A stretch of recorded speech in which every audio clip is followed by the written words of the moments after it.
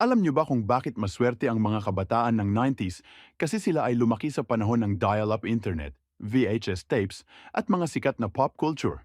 Nasaksihan nila ang pag-angat ng grunge music, ang pag-usbong ng mga cartoon networks, at ang mga unang araw ng video gaming gamit ang mga system tulad ng Nintendo 64 at PlayStation.